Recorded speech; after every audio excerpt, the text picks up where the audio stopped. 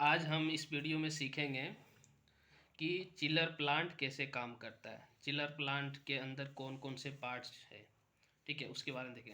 पहली बात तो ये समझ लेना है हमें कि चिलर प्लांट एक्चुअली है क्या। ठीक है, तो चिलर प्लांट ये है, जैसे हम क्या करते हैं घरों में नॉर्मल जो छोटे मोटे हमारे घरों में यूज़ होता है एसी, वो एक स्प्लिट एसी होता है। ठीक है, तो ये तो छोटे मोटे रूम के लिए तो समझ में आ रहा है, बट जैसे बड़े बड़े ऑफिसों में या मॉल वगैरह में, वहाँ पे हम ये चिलर छोटा प्लांट स्प्लिट एसी वगैरह लगा के तो काम चला नहीं सकते, तो उसके लिए हम एक सेंट्रल एसी लगाते हैं, उसमें ये डिवाइसेस होते हैं। ठीक है, तो उस डिवाइस के बारे में इसमें हम देखेंगे, उसमें कौन कौन से मेन पार्ट्स इस्तेमाल होते हैं। ठीक है, तो चिलर प्लांट का जो सबसे इम्पोर्टेंट पार्ट है वो हमारा है कंप्रेसर। कंप्रेसर से हम स्टार्ट करते हैं, कोई भी साइकिल कहाँ से स्टार्ट, कंप्रेसर से। जब भी हम स्टार्ट करते हैं चिलर प्लांट को, मतलब कंप्रेसर स्टार्ट करते हैं। ठीक है, कंप्रेसर स्टार्ट किए, कंप्रेसर स्टार्ट होते ही इसके अंदर रेफ्रिजरेंट गैस होता है।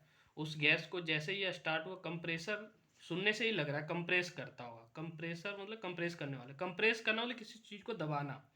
अगर किसी चीज़ को हम दबाते हैं तो उसका प्रेशर बढ़ जाता है, और प्रेशर के साथ साथ समझो एक तरह हीटअप भी बढ़ता है। तो कंप्रेसर जब कंप्रेस करते हैं तो वो रेफ्रिजरेंट को क्या करता है, हाई प्रेशर और हाई टेम्परेचर में आगे फॉरवर्ड करता है कंडेंसर की ओर। किधर करता है, कंडेंसर की ओर।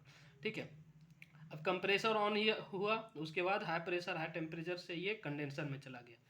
अब कंडेंसर का काम क्या है, ये जो हाई प्रेशर और हाई टेम्परेचर रेफ्रिजरेंट है उसको कूलिंग प्रोवाइड कराना। अब ये कूलिंग प्रोवाइड कैसे कराएगा, ये तो अपने आप कूलिंग प्रोवाइड करा नहीं सकता, तो इसके अंदर सेल बने होते हैं, कंडेंसर के अंदर सेल बने होते हैं। ये सेल में देखियो, ये सेल में जब गैस जा रही है, इधर से गैस जा रही है, इसी कंडेंसर को कनेक्ट हम करते हैं कूलिंग टावर से। अब एक देखिए कूलिंग टावर क्या है, यहाँ से कूलिंग टावर में पानी डाला रहता है, उसमें हम जब ये कूलिंग टावर के लिए हम कंडेंसर पंप चलाते हैं। कंडेंसर पंप जब चलाएं तो ये हाई टेम्परेचर यहाँ से पानी निकल के कंडेंसर से ये कूलिंग टावर में जा रही है, और कूलिंग टावर से जो पानी आ रही है ठंडा पानी, अब इसके अंदर सेल बनी होती है। ये पानी जैसे इसमें आया ठंडा पानी, और ये high temperature high pressure gas है। अब जब high pressure high temperature gas ठंडा पानी से कांटेक्ट में आएगा तो ऑब्वियसली वो ठंडा हो जाएगा। ठीक है, तो उसी तरह से ये जो गैस है इसके अंदर रेफ्रिजरेंट है, वो ठंडा हो जाता है इसके कांटेक्ट में आकर के। कूलिंग टावर का जो पानी का सर्कुलेशन होता है उससे कांटेक्ट में आकर के वो ठंडा हो जाता है, और ठंडा होकर के कंडेंसर से बाहर निकल के ड्रायर की तरफ जाता है। अब बोले ये ड्रायर क्या है, ड्रायर ये है जो कंडेंसर से गैस निकल के जा रहा है ड्रायर की ओर जा रहा है, उसका काम है ड्रायर का कि इसमें जो मॉइस्चर है ह्यूमिडिटी है उसको ऑब्जर्व करना और ड्रायर करके आगे फॉरवर्ड करना।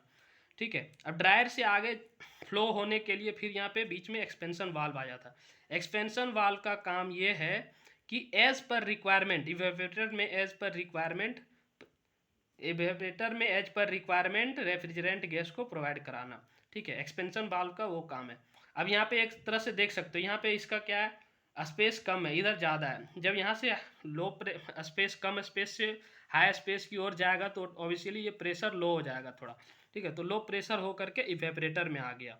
अब इवेपरेटर का फंक्शन ही है वही, इवेपरेटर का फंक्शन है कि इसको गैस जो है, इधर तो लो प्रेशर लो टेम्परेचर आ ही रहा है, बट इसमें आने के बाद और ज़्यादा टेम्परेचर पूरा कम हो जाएगा। ठीक है, अब ये टेम्परेचर जो कम हुआ, अब ये इवेपरेटर जो हमारा इवेपरेटर अलग से फिर कनेक्टेड होता है एचयू से।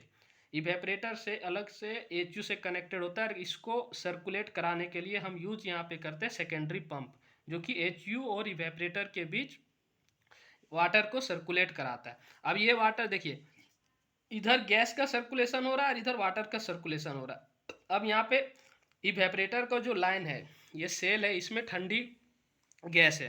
ठीक है, और ये एच यू से जो लाइन आ रही इससे ये भी कांटेक्ट जब यहाँ पे बनाएगी तो कांटेक्ट बनाएगी, इसमें हाई टेम्परेचर है और इसमें लो टेम्परेचर हाई टेम्परेचर से कांटेक्ट बनाएगी तो इसका टेम्परेचर लो हो जाएगा, टेम्परेचर लो हो जाएगा और इसका हाई हो जाएगा, और फिर ये कंप्रेसर में चला जाएगा, और इसका लो टेम्परेचर जो है वो एच यू में चला जाएगा। अब एच यू में जा करके यहाँ पे कूलिंग कॉयल लगा होता है, फिल्टर्स लगा होता है, ब्लोअर्स लगा होता है, फैन लगे होते हैं, इससे कूलिंग कराता है, और इसका जो रिटर्न एयर होता है उसके वजह से ये क्या होता है, हाई टेम्परेचर इसका फिर वाटर का बढ़ जाता है। ये टेम्परेचर फिर इसमें आता है इवेपरेटर में सेम उसी तरह कूलिंग प्रोवाइड होता है इसके में, और ये फिर कूलिंग होता जाता है। इस बीच सभी फंक्शन के बीच में कुछ वाटर का कंजप्शन होता है, ठीक है, उसको मेकअप करने के लिए, उस वाटर कंजप्शन को मेकअप रखने के लिए हम मेकअप टैंक को कनेक्ट करते हैं इवेपरेटर से, जो बीच बीच में मतलब पानी अपना मेकअप करता रहे।